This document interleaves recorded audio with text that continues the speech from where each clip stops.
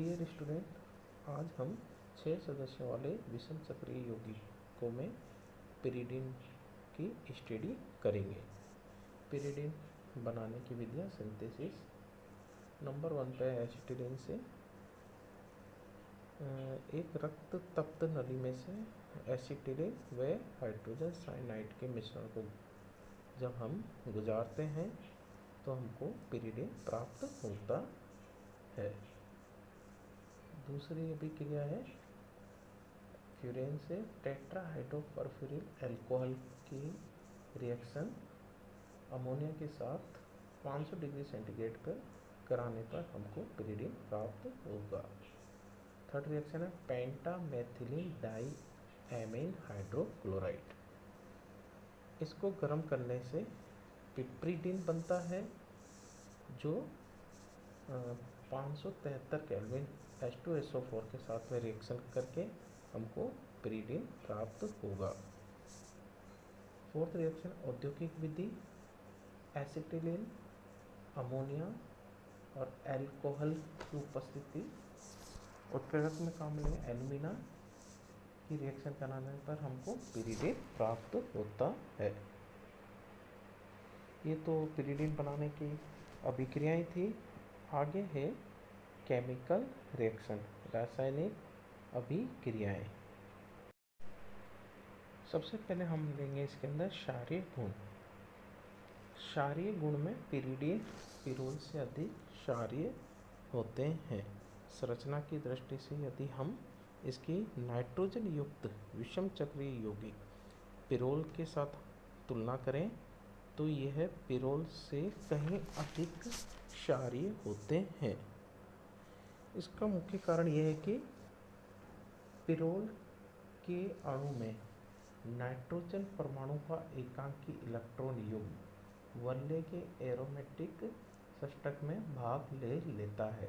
ध्यान रखना बच्चों, पिरोल के अणु में नाइट्रोजन परमाणु का एकांकी इलेक्ट्रॉन युग्म वल्ले में भाग ले लेता है, अतः प्रोटॉन को देने के लिए इलेक्ट्रॉन उपलब्ध नहीं होता है, जबकि पिरिडिन का एकांकी इलेक्ट्रॉन युग्म वल्ले के बाहर होता है और प्रोटॉन को देने के लिए उपलब्ध होता है।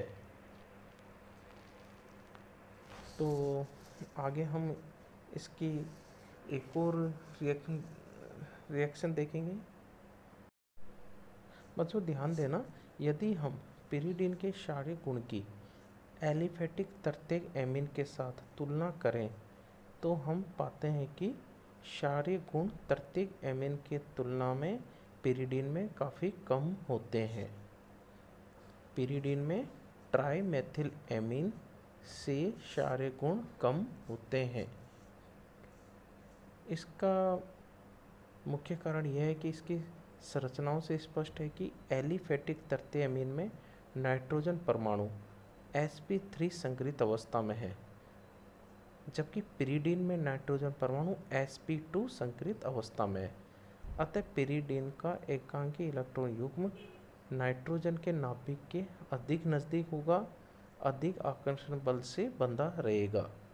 अतः पिरिडिन का अणु प्रोटॉन को इलेक्ट्रॉन युग्म उतनी आसानी से नहीं दे पाएगा जितनी आसानी से ट्राइमेथिलेमीन का अणु दे सकता है।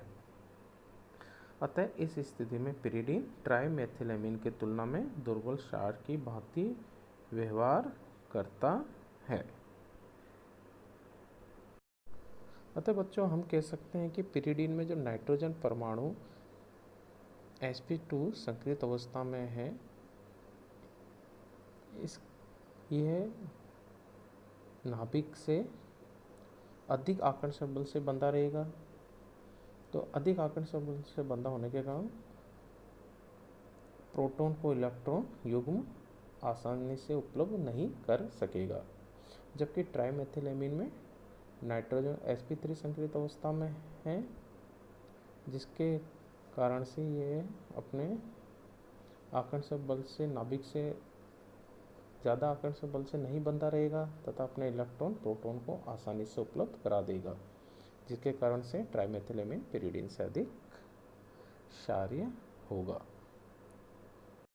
पिरीडिन एक क्षारीय यौगिक होता है, अतः खनिज अम्लों के साथ क्रिया करके यह लवण बनाता है। रिएक्शन देखिए आप, पिरीडिन प्लस HX, तो हमको लवण प्राप्त होगा पिरीडिन हाइड्रोजन हैलाइड अथवा पिरीडीनियम हैलाइड। पिरीडिन की रिएक्शन CH3I मेथिल आयोडाइड के साथ कराने पर N मेथिल पिरीडियम आयोडाइड प्राप्त होता है। यदि इसी रिएक्शन को 300 डिग्री सेंटीग्रेड ताप पर गर्म किया जाएगा तो अणु पुनर्व्यवस्थित होकर हमको 2 व 4 मेथिल पिरीडिन प्राप्त होंगे। इसे हाफमान मोर्सस रीअरेंजमेंट पुनर्व्यवस्था अभिक्रिया कहते हैं। अगली रिएक्शन है अपचयन रिडक्शन। देखिए, यदि पिरीडिन को उत्प्रेरक निकल की उपस्थिति में हाइड्रोजन के साथ गर्म किया जाए तो हेक्सा हाइड्रोपिरीडिन बनता है, जिसे हम कहेंगे पिप्रीडीन। निकल की उपस्थिति में यदि हाइड्रोजन के साथ क्रिया कराएंगे तो हमको पिप्रीडीन प्राप्त होता है। यदि इसकी रिएक्शन, पिरीडिन की रिएक्शन सोडियम अमोनिया के साथ में अल्कोहल की उपस्थिति में कराएंगे तो हमको 1,4 डाई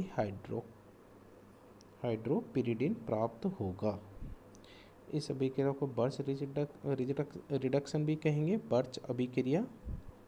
अगली रिएक्शन है हाइड्रोजन हैलाइड के साथ में। तो हमने 300 डिग्री सेंटीग्रेड पर जब रिएक्शन कराई HI के साथ में तो हमको N पेंटेन प्राप्त होता है, यानी कि वल्ले टूट जाती है और हमको N पेंटेन और अमोनिया प्राप्त होता है। यदि इस अपचयन लिथियम एल्युमिनियम हाइड्राइड की उपस्थिति में कराया जाए तो 1,2 हाइड्रोपिरीडिन प्राप्त होता है। अगली रिएक्शन है, इम्पोर्टेंट रिएक्शन है बच्चों, ये इलेक्ट्रोफिलिक प्रतिस्थापन अभिक्रियाएं। ध्यान से सुनिएगा इस रिएक्शन, इसके बारे में, इलेक्ट्रोफिलिक प्रतिस्थापन अभिक्रियाओं के बारे में। पिरीडिन इलेक्ट्रोफाइलों के प्रति निष्क्रिय होते हैं और इलेक्ट्रोफिलिक प्रतिस्थापन अभिक्रियाएं तीव्र परिस्थितियों में ही संपन्न होती है। इसका कारण यह है कि नाइट्रोजन परमाणु के अधिक ऋण विद्युतीय होने के कारण से वलय पर -I प्रभाव पड़ता है। वलय में इलेक्ट्रॉन का घनत्व कम हो जाता है और वलय का भाग धनावेशित हो जाता है। दूसरा कारण यह है कि पिरीडिन के जो नाइट्रोजन परमाणु पर एकांकी इलेक्ट्रॉन युग्म है वो आसानी से प्रोटॉन को उपलब्ध हो जाते हैं। इसका अध्ययन हमने पहले भी किया था कि इसके जो नाइट्रोजन परमाणु पर एकांकी इलेक्ट्रॉन युग्म में आसानी से प्रोटॉन को उपलब्ध हो जाते हैं। अतः इलेक्ट्रोफिलिक प्रतिस्थापन अभिक्रियाएं में जब कोई प्रबल अम्ल डाला जाता है तो तुरंत इस नाइट्रोजन परमाणु का प्रोटोनीकरण हो जाता है, जिसके फलस्वरूप नाइट्रोजन परमाणु धन आवेशित हो जाते हैं और उनकी इलेक्ट्रॉन आकर्षित करने की प्रवृत्ति बढ़ जाती है।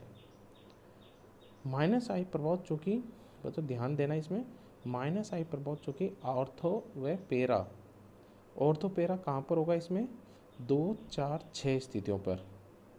2, 1 पे तो नाइट्रोजन, 2, 4, 6 स्थितियों में ऑर्थो पैरा, और मेटा परिस्थिति कहाँ पर होगी, 3 व 5 स्थिति के तुलना में अधिक प्रभावी होता है। अतः 3 व 5 स्थितियों पर इलेक्ट्रॉन घनत्व अपेक्षाकृत अधिक होता है। तो यहाँ ध्यान देने वाली बात है कि इलेक्ट्रॉन का जो घनत्व होगा वो पिरीडिन में 3 व 5 स्थितियों पर सर्वाधिक होता है। अतः पिरीडिन में इलेक्ट्रोफिलिक प्रतिस्थापन अभिक्रियाएं 3 व 5 स्थितियों पर संपन्न होती है। पिरीडिन में, अगली लाइन देखिए, पिरीडिन में इलेक्ट्रोफिलिक प्रतिस्थापन का स्थिति 3 पर संपन्न होने का एक प्रमुख कारण यह है कि इसके मध्यवर्ती आयन का स्थायित्व। इलेक्ट्रोफाइल पिरीडिन नाभिक पर यदि स्थिति 2 अथवा 4 पर आक्रमण करें तो बने हुए मध्यवर्ती आयन की अनुनादित संरचनाओं में एक ऐसी संरचना भी बनेगी जिसमें ऋण विद्युतीय नाइट्रोजन परमाणु दो सहसंयोजक बंधों के साथ धनावेशित अवस्था में होता है, अर्थात उसका इलेक्ट्रॉन षष्टक पूर्ण नहीं होता, अतः यह संरचना अत्यंत अस्थायी होती है। नीचे देखिए बच्चों आप स्थिति 2 पर एक अस्थायी संरचना बन रही है। इसके अंदर नाइट्रोजन परमाणु पर धनावेशित है और नाइट्रोजन दो उपसंयोजक बंधों से जुड़ा हुआ है, तो ये एक अस्थायी संरचना बनी स्थिति 2 पर।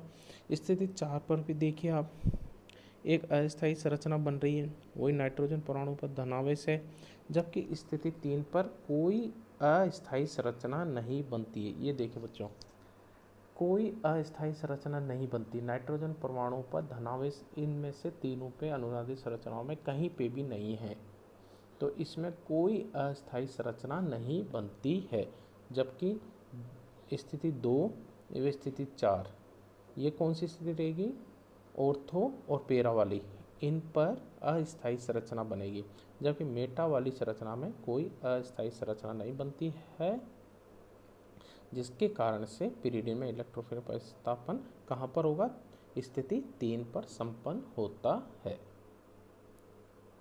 तो आगे रिएक्शन देखिए अब हम 3 पर ही इलेक्ट्रोफिलिक सब्स्टिट्यूशन रिएक्शन का प्रतिस्थापन कराएंगे।